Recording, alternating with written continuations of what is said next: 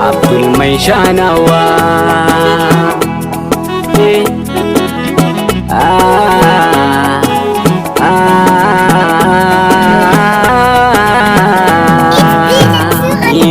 Ashe so yana da daɗi in kai dacin masoyi, yakan sanya ai zumuɗi har amanta da komai.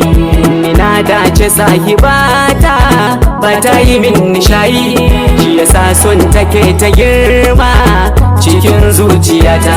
Mai baby juyo ki kalle ni, fuskar kike da bai min kiwa, ga kishin ina zani in ishe ni karma na burge kuwa.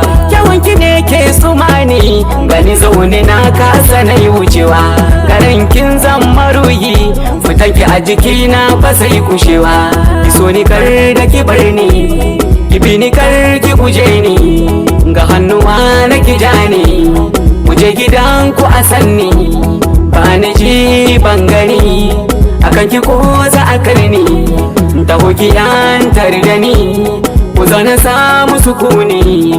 Cutar so ce ta zo min, ke ce zaki bani magani, kalaman soyin ki kai mini, su ne za su warkar da ni yan mata.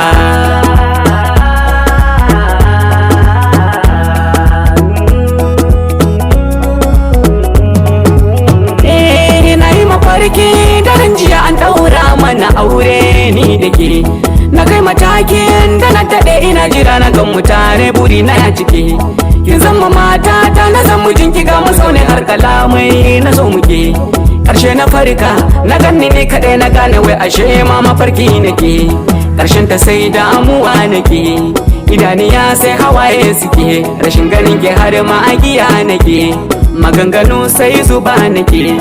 Akan kina kasa sha da ci, har aka ce mini mahaukaci, wasu su ce banda zuciya, akan kina zautukan mace.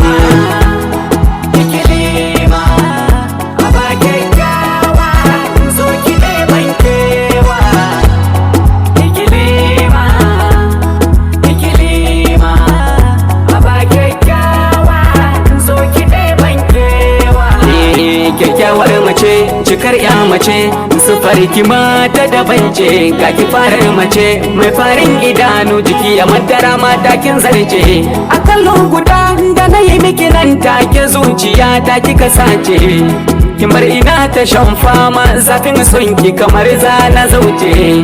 Igili make nake nema ya zana ganki jikina ya huce, da zaki minni alfarma na zo gare ki ki hucen takaice. Igili mani dai ki ban dama na zo gidanku ne aure a bani ke, ki fahimci zantuka na ni da ke mi aure nufina.